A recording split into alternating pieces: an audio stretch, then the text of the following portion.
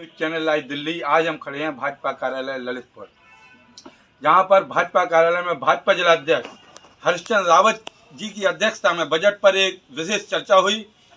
जो वित्त मंत्री सीतारमण जी ने बजट पास किया था, उसकी हमारे जिला अध्यक्ष भाजपा हरिश्चंद्र रावत जी ने एक पत्रकार वार्ता बुलाकर सारे शहर के पत्रकार बुलाए और एक पत्रकार वार्ता की, जहां पर बजट की बहुत प्रशंसा की गई। हर वर्ग के लिए लाभ है और भी कई योजनाओं पर भी जो भी है भाजपा जिला अध्यक्ष ने बहुत तारीफ की है। और राम रतन विधायक जी भी मौजूद रहे वहां पर, उन्होंने भी बजट की बहुत तारीफ की है। प्रदीप चौबे भी रहे पूर्व जिला अध्यक्ष भाजपा के, उन्होंने भी तारीफ की है। और हमारे रमेश खटीक भाजपा नेता वह भी मौजूद रहे, सारी भाजपा कार्यकारिणी मौजूद रहे, मनीष अग्रवाल भी मौजूद रहे और भी सारे जितने भी पदाधिकारी मौजूद रहे। और भाजपा के जिला अध्यक्ष की अध्यक्षता में यह बजट पर विशेष चर्चा हुई, पत्रकार वार्ता हुई, सारे शहर के पत्रकार इकट्ठे हुए। आइए हम आपको ले चलते हैं भाजपा कार्यालय, जहां खुद स्वयं हरिश्चंद्र रावत जी बैठे हैं, जो सर्व समाज के लिए खड़े रहते हैं, एक वरिष्ठ समाज सेवी हैं और अभी भाजपा के जिला अध्यक्ष हैं। चलिए।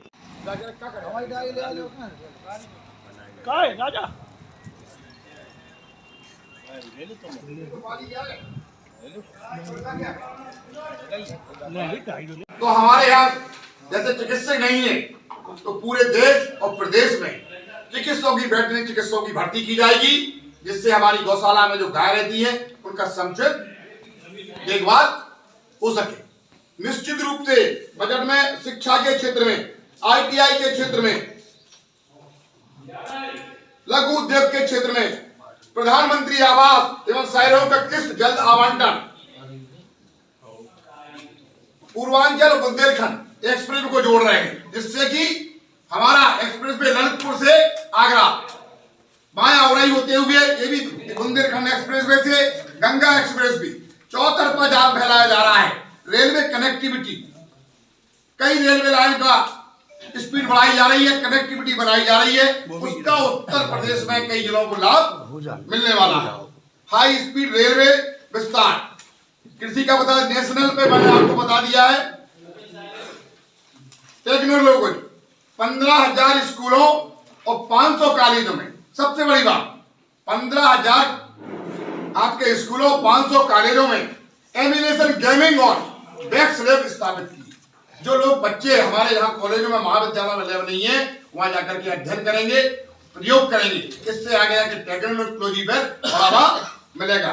पर्यटन, 10,000 टूर गाइडों को प्रशिक्षित करके उनकी भर्ती की जाएगी। जैसे अब पर्यटन क्षेत्र है तो गाइड नहीं मिलते, निश्चित रूप से लोग नहीं बता पाते, ऐसे 10,000 टूर गाइडों के लिए सरकार ने प्रावधान रखा है। शहरी व्यवस्था को मंजूरी दी गई है। कोई भी अपने जो माननीय प्रधानमंत्री जी और माननीय मोदी जी की घर घर जल योजना है, इसको भी बढ़ावा देने के लिए बजट की जो कमी थी उसको भी पूर्ण किया गया है। जितनी परियोजनाएं अपने उत्तर प्रदेश में चल रही है, जनपद ललितपुर में ऐसा कोई रोड नहीं है जो कनेक्टिविटी से नहीं जुड़ा हो। 4 लाइन को 6 लाइन किया जा रहा है, 2 लाइन को 4 लाइन किया जा रहा है। आपका देवगढ़ से टीकमगढ़ तक ये भी 4 लाइन प्रस्तावित है।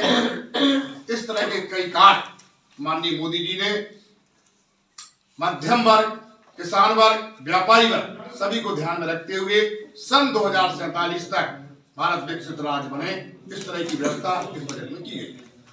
अध्यक्ष जी, जनहितकारी बजट है जी, तो रोजमर्रा की जो चीजें आ रही, दूध भाव, पेट्रोल भाव, दालें महंगी, गैस महंगी, जो चीजें कितने सस्ती हुई, आम आदमी महंगी नहीं भाई, जो थोड़ी है कि बजट में महंगी नहीं करी हमने, हमारी सरकार ने केंद्र भेदवा के लिए इस बजट में 2800 करोड़ की विशेष व्यवस्था की गई है। केंद्र भेदवा लिंक के लिए 2800 करोड़ की जो व्यवस्था की गई है ये, और इसमें आप ऐड कर लो। और दूसरा, जैसे आज 56,000 एकड़ में जो आज औद्योगिक डेवलपमेंट, अपना जो इंडस्ट्रियल हब बनना है, और बीडा के अलावा भी, बीडा तो अलग चीज हो गई, लेकिन जो प्राइवेट इंडस्ट्रियल एरिया हैं, इंडस्ट्रियल हब हैं, लॉजिस्टिक पार्क हैं, इनके इलाजे भी सब्सिडी देके प्रोत्साहित करने के लिए विशेष व्यवस्था की गई। और बुंदेलखंड में खास तौर से टूरिज्म के लिए जो अभी बात अनऑफिशियल कर रहे थे हमारे जिलाधिकारी के, उसकी व्यवस्थाएं पूरी इसमें की गई हैं। मैं केवल याद रह गई थी, सबने बता दी कि 2800 करोड़ की अब जलना जो प्रश्न करेगा जिले पर आदि आप लोगों ने छापा गोविंद सागर बांध 12 महीना सूखा की स्थिति में भी खुल रहेगा। ये है क्या उम्मीदवार कि ये उसका लाभ कैसे नहीं है ललितपुर को लाभ, ललितपुर को बहुत लाभ है। और जो एरिगेटेड एरिया है उनमें भी वृद्धि हो रही 10,000 हेक्टेयर। इस बजट में जो 2800 करोड़ उसमें शामिल नहीं किया गया है, महत्वपूर्ण चीज है केन बेतवा जो आपने कही है। केन बेतवा में माननीय विधायक जी को पहले अवगत करवा चुके, बिरधा क्षेत्र अपना ड्राई एरिया है। बालाघाट में बांध की सर्वे हो चुकी, एक केनाल तैयार कराई जाए जो बांध से कम लागत की हुई है। क्योंकि अब जो उत्तर प्रदेश के हिस्सा को पानी है जो झांसी नहीं जाने, अब 22 MCM पानी और झांसी नहीं जाने, वो पानी इतने राजघाट डैम में रुके, राजघाट डैम को वो पानी जिला के उपयोग में आ सके, इसे एक कैनाल वाया पाली और जागरण और बिरधा क्षेत्र में दे दी जाए तो जो उदय को ड्राई एरिया खत्म हो जाए, खेती उदय की कई गुना बढ़ेगी। शॉर्ट में आपकी बात साफ बता दें, आपने जो बात बताई है कि जो बेतवा रिवर बोर्ड का है राजघाट डैम, हाँ, क्योंकि उसमें दोनों स्टेटें हैं और अवस्थी जी जानत है कि बंटवारे को बड़ा डिटेल में हम लोगों ने लड़ाई लड़ी, जो पानी का बंटवारा है। और पानी के बंटवारे में कैन बेतवा के बनने के बाद निश्चित तौर पे अपनी जो 22 TMC की आप बात कर रहे हैं, जैसे उन्होंने लिखा था कि 2 TMC पानी साफ भाप बन के हो जाए, इतना जो बिजली बन रही है उनको शेयर भी उत्तर प्रदेश को नहीं मिल रहा है। तो जो भी पानी की वृद्धि हुई है वह वृद्धि करके जो आप कह रहे हैं, जो एक उदाहरण दे रहे हैं, हम वो बात खत्म कर दें कि जो ललितपुर को गोविंद सागर बांध भरवे के लिए 2 बार पूरा प्रोजेक्ट बने, DPR बनी। हमारे राजपूत जी एक्सी नदी के कोई बिल लेके गए थे बोर्ड में, बेतवा रिवर बोर्ड में, तो उधर केवल जो ही ऑब्जेक्शन लग रहा तो कहता आपके हिस्से का पानी नहीं है। और हम नहीं, अब वो वही कह रहे हैं, अब का है कि अपने हिस्सा को पानी जो है झांसी जा रहा हो वो नहीं जाएगा केन बेतवा में, वो यहाँ पे स्टॉक रहेगा। उसको जिले में उपयोग करने के लिए योजना बनना चाहिए। 2030 तक केन बेतवा पूर्ण हो जाएगा। जब अगर योजना बनी तो वो भी 5-6 साल चाहे, अगर योजना तैयार कर ली जाए तो उस समय पे जब पानी बचे तो अपन तत्काल उनको लाभ। क्या नहर का क्षेत्र नहीं है, ड्राई क्षेत्र है, का लाभ उसको मिलना चाहिए। देखिए पता तो क्या होगा, गेहूं के लिए तो पानी देंगे तो फिर किसान के लिए क्यों नहीं मिलेगा? उसी तो मिल जा रही पहले, तो सबसे पहले प्राथमिकता तो उसी की होनी चाहिए कि उसको पानी मिले। बिल्कुल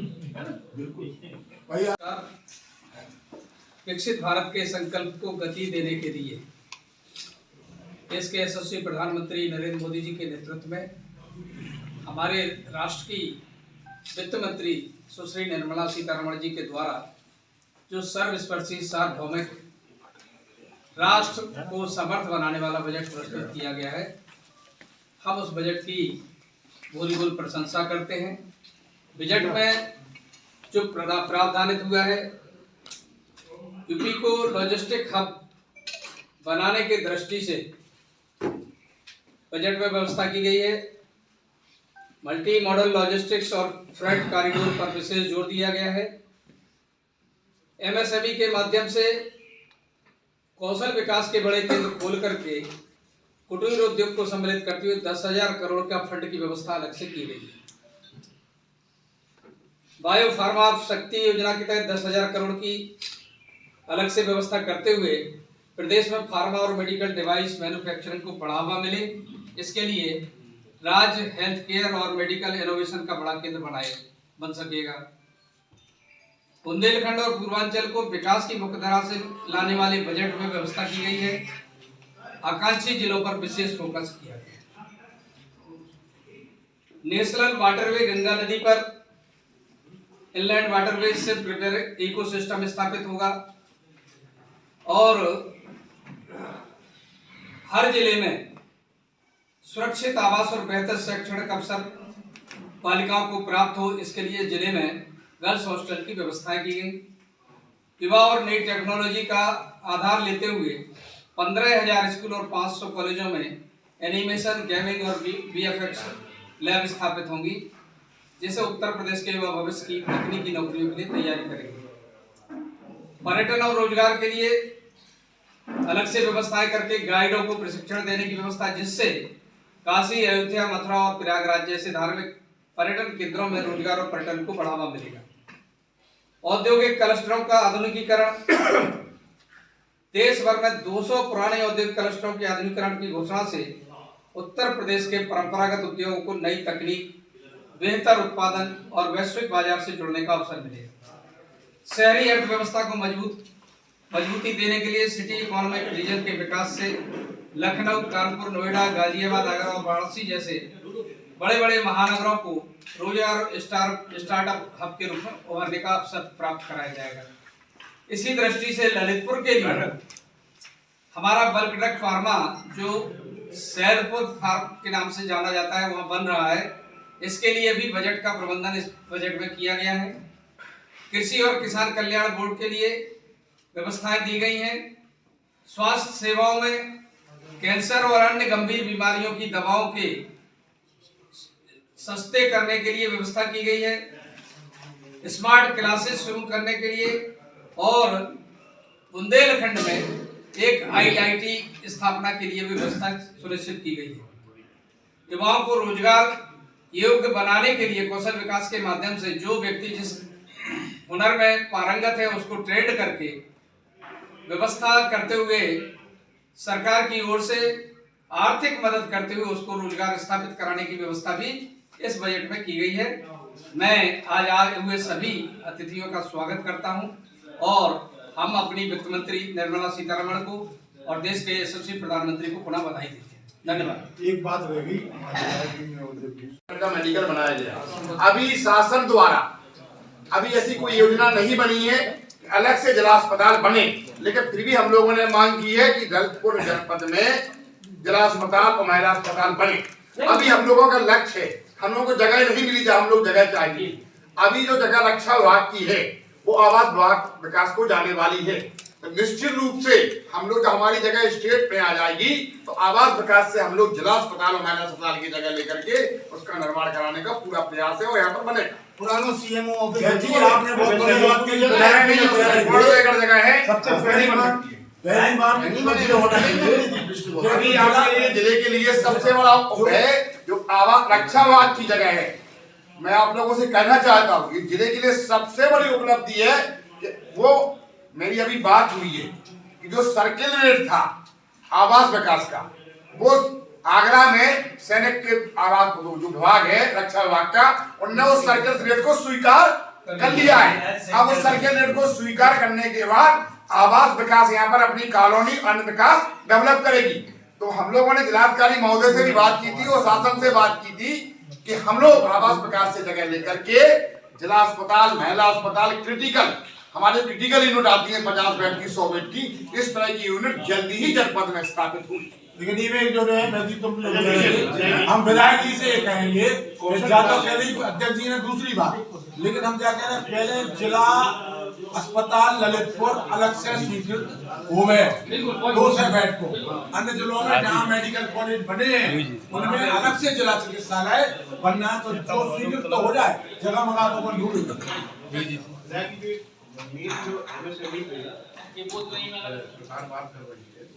इसमें कौशल विकास भी फोकस है, मतलब रास्ता उधर से ही आ रहा है। कौशल विकास की दिशा कभी आप लोगों ने बढ़ने प्रयास किया है क्या?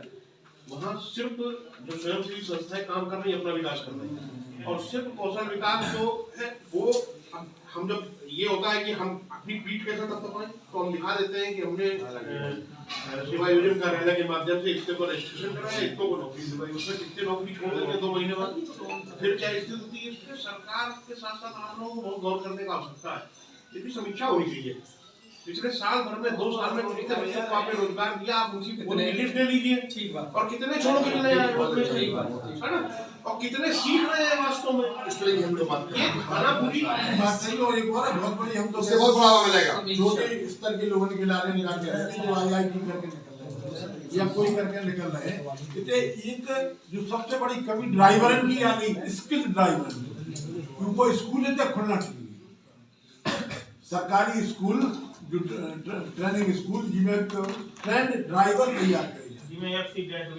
हाँ जा और एक चीज और इसको भी हम इसमें तो बात करते हैं कि हमें सारे मेंबर भी हमें बड़ा होशियार चाहिए, हमें ड्राइवर भी बहुत होशियार चाहिए, हमें मकान बनाने वाले बहुत होशियार चाहिए, लेकिन हमें डॉक्टर होशियार चाहिए।